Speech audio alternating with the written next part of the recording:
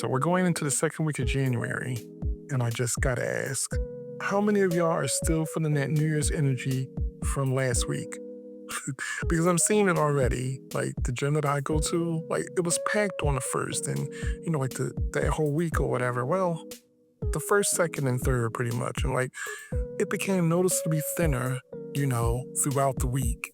I'm not judging. I've, been that person more times, than I want to admit. But here's what's been on my mind, right? Like, why do we keep doing this to ourselves? Like, every year, same pattern. We make these big declarations on January the 1st. We're all motivated for like a week, maybe two if you're lucky, and then life happens. And we end up feeling like we failed at something that we really never had a fair shot at, succeeding with anyway. So here's what I did, right?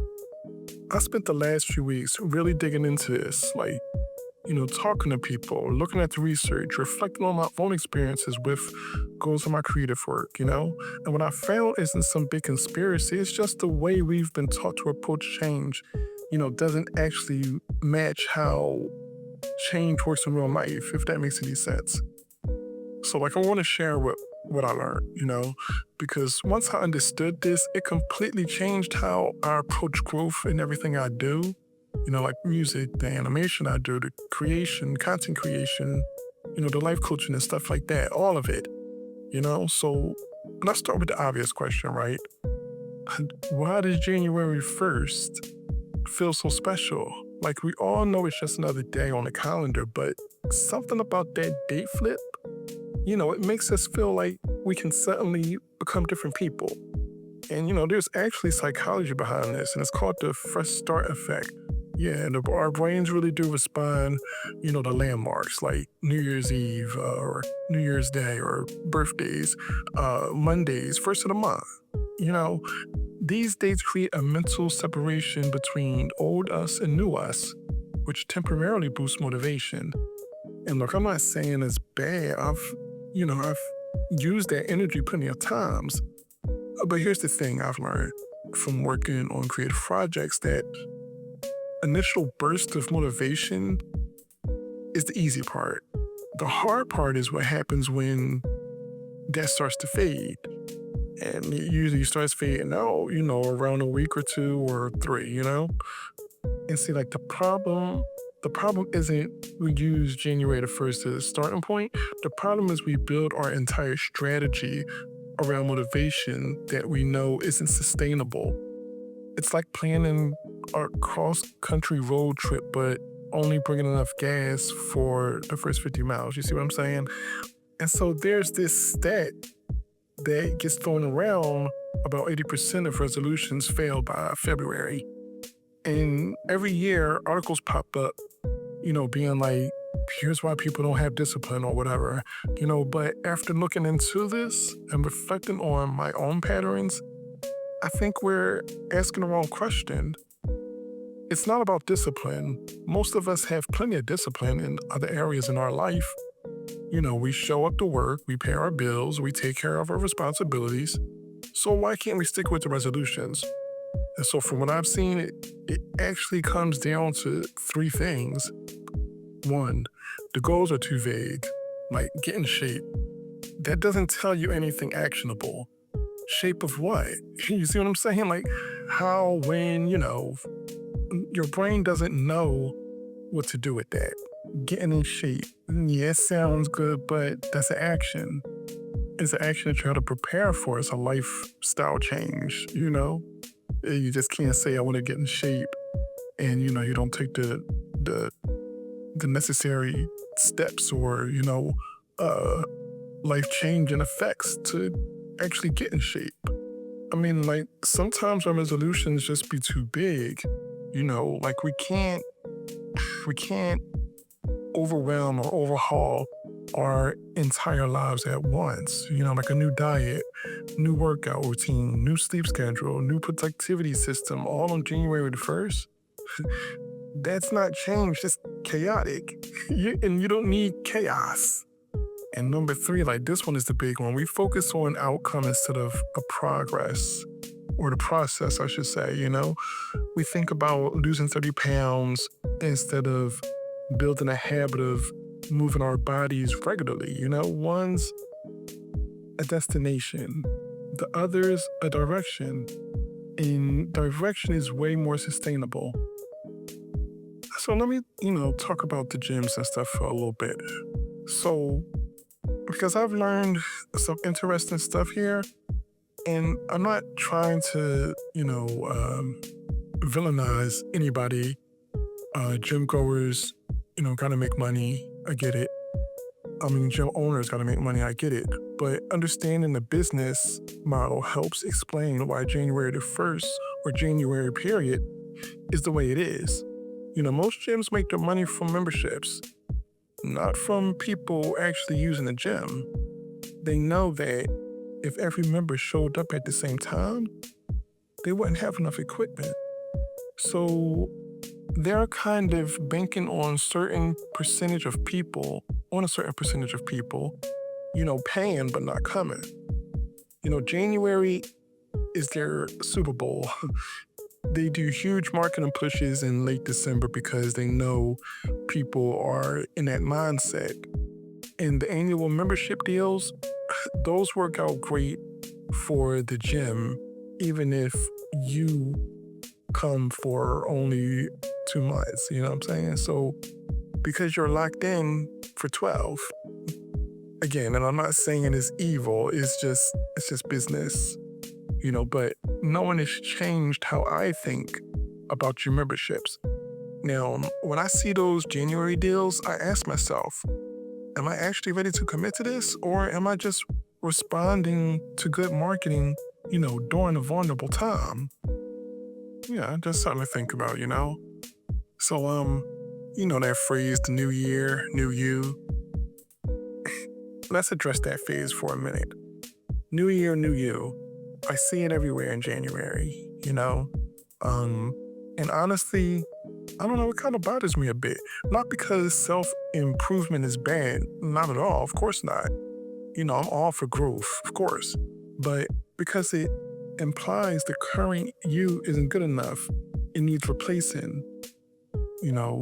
Through my work in music and creative projects and stuff like that, I've learned that growth doesn't come from becoming someone else. It comes from becoming a better version of you, of who you already are.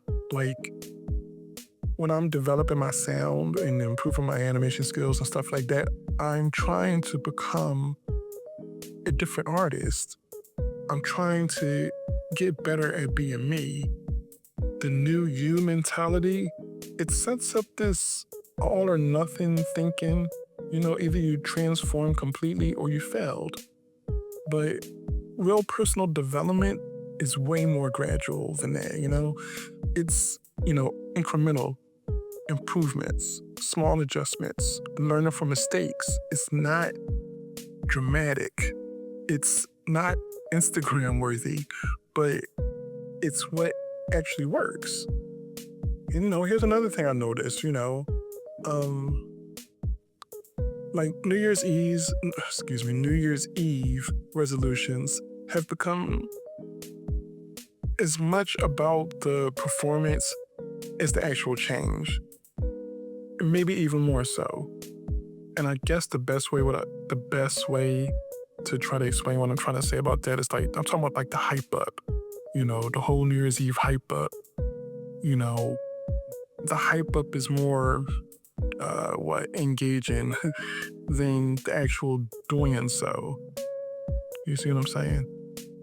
People post their gym selfies, their meal preps, their new planners, and their vision boards, and I'm not knocking that. I've done it before, but there's this interesting thing that happens. The act of posting about your goals can actually satisfy the same reward centers in your brain as working towards them. So you get that dopamine hit from the likes and comments, and your brain registers that as progress. Then the actual work of going to the gym or sticking to the plan, it feels less rewarding in comparison, you know? You've already, gotten the social validation. I've caught myself doing this with music projects and stuff like that. I'll post about uh starting a new track and get all the encouragement, and then the motivation to actually finish it drops because I already got the social reward from announcing it. Not saying don't share your goals, I'm not saying that, but maybe share the progress instead of the intentions. Show the work, not just the declaration. And man, January might just even be bad timing. That might sound weird, but hear me out. Like, January might actually be one of the worst times to start new habits for a lot of people. And I only say this because I base it on pretty much what I've observed. Just think about the context. You're probably just coming off the holiday highs, more eating, more drinking, less routine. Your bank account might be hurting from gift spending. Depending on where you live, the weather is probably terrible. Energy levels for most people are naturally lower in the winter anyways, you know, and you're trying to start multiple new habits all at once. I've learned to pay attention to my capacity. If I'm already stretched thin, that's probably not the best time to add new commitments, but the resolution culture tells us to ignore all of that and just push through with the willpower. Here's what I've started doing instead. I use January to plan and prepare. Then I actually start implementing it in February or March when I have more, bandwidth and better conditions. And you know what? It works way better. And yeah, I'll tell you what actually really does work, the system approach, you know? So after years of failed resolutions, right? And then finally figuring some stuff out, here's what I found actually creates lasting change. And this applies whether you're talking about fitness, creative skills, business goals, whatever. Forget goals, build systems. This was the game changer for me. Instead of a finished project or whatever, this year, I created a system. I would write music every Tuesday and Thursday morning for 2 hours. I do my animation stuff, the off days and I'm not doing music. And, that happens as a result of the system, Instead of lose 30 pounds, the system is take a 20-minute walk every day after lunch. The weight loss might happen, but even if it doesn't, you've built a, sustainable habit that improves your health. Systems are sustainable because they're about the process, not the outcome. You can't control outcomes. You can't force your body to lose exactly 30 pounds on your timeline, but you can control your actions, your processes, your systems. This is how I improved, across everything I do, pretty much like the creative stuff I like to do, the family stuff I like to do, what I like to do for leisure, so forth and so forth. For me, it's all about having a system of daily learning, system of regular output. That right there, it promotes progression. It stimulates progress. Sometimes it ain't all that fun, but it works. It works. And the power of starting embarrassingly small. This is something I wish I've learned earlier. Start so small, it feels embarrassing. I'm talking ridiculously small. Let's use somebody who goes to the gym, for instance, or for an example, So, instead of working out 5 times a week, start with put on gym clothes. That's it. Just put on your gym clothes. Don't even commit to working out yet. Just get in the habit of putting on clothes. Sounds stupid, right? But Here's why it works. The hardest part of any new habit is getting started. Once you've put your gym clothes on, you're way more likely to actually work out. But if you don't put them on, you definitely won't. You get it? Like, I use this all the time, like my creative work. Instead of I write a complete song or something like that, or a complete story, I commit to just loading up the software and, playing around with it for 10 minutes or whatever. Usually I end up working longer, but even if I don't, I've maintained the habit of showing up. Starting small removes the intimidation factor. It tricks your brain into thinking, this is easy. I can do this. And once you're consistent with small, you can gradually, and that's the key word, gradually build bigger, Habit stacking makes everything easier. And when you're doing that in life, period, you should be expecting failure and planning for it. Here's maybe the most important thing I've learned about that. Like, you're going to fail sometimes. You're going to fail a lot of times. You're going to miss days. You're going to have setbacks. And that's completely normal and expected. The difference between people who stick with changes and people who don't isn't that successful ones never fail. It's that they don't quit after failing. They expect it, plan for it, and have strategies for getting back on track. And see, it's nights I'm too tired, to work on music and stuff like that. I have a 9-to-5 job during the day, so I can't always commit to every night doing, making music and stuff like that or writing. So for that, I try to avoid scheduling altogether, but I learned that missing once is just missing once. It only becomes a problem when you let it spiral into quitting entirely, Now, when I miss something, I don't waste energy feeling guilty about it. I just ask, like, what got in the way and how can I adjust my system, to make it easier next time? It's a problem solving, not self-punishment. You don't need permission from a calendar. Look, here's what I really want you to understand. Like, you don't need January the 1st to start improving your life. You don't need Monday. You don't need to wait for the perfect circumstances or the right time. Or until, you have all your ducks in a row, per se, If you want to start something, start today, right now, this afternoon. That calendar it's just a human invention. It's not no magical power to make you more capable or disciplined or anything like that. I've started projects in July and changed my habits in October. Made major decisions in March. The timing didn't matter. What mattered was that I was actually ready and willing to do the work. The resolution industry, yeah, it's kind of an industry.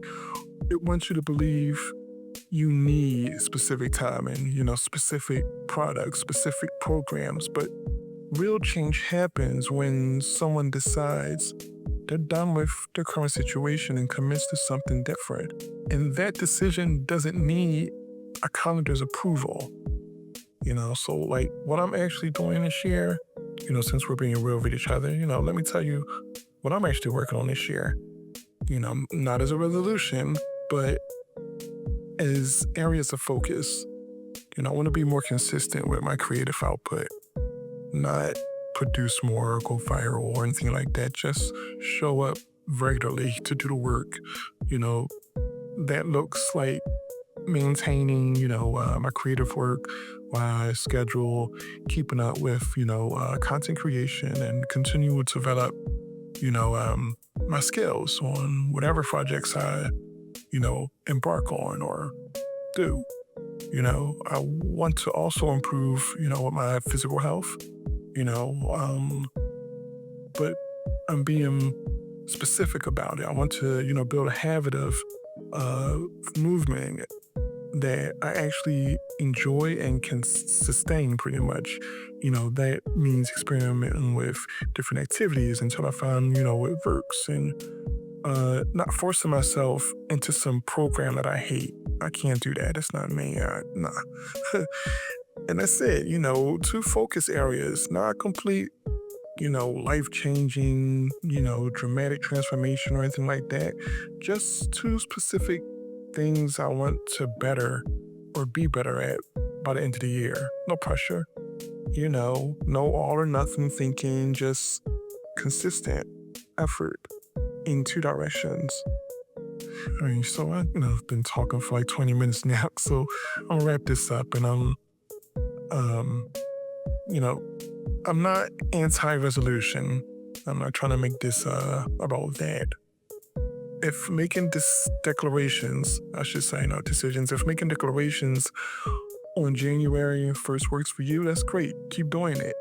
But if you're like me and that approach has failed more times than it's succeeded, maybe it's time, I should say, to try something different. The traditional resolution model, big declarations, January the 1st starts, outcome focused goals. It doesn't work for most people. The research backs it up. And probably your own experiences do too. What works better is systems over goals, starting small, building gradually, expecting setbacks, and being flexible about timing. It's not exciting, it's not marketable. It definitely won't get you a bunch of likes on Instagram or anything like that, but it actually creates lasting change, This connects to everything I do. And none of it ever happens through New Year's transformations. It happens through showing up consistently, learning from mistakes, and gradually getting better. That's how we get better. We learn from our mistakes.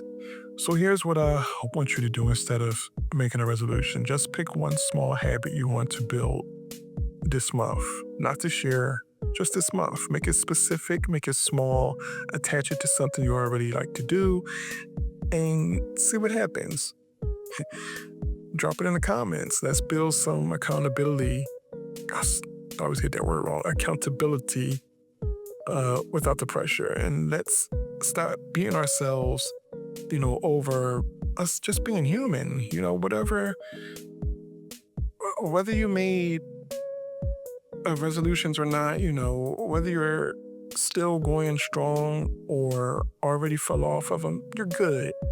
You're just figuring it out. We all are. And that's exactly how growth actually works. Thanks for listening.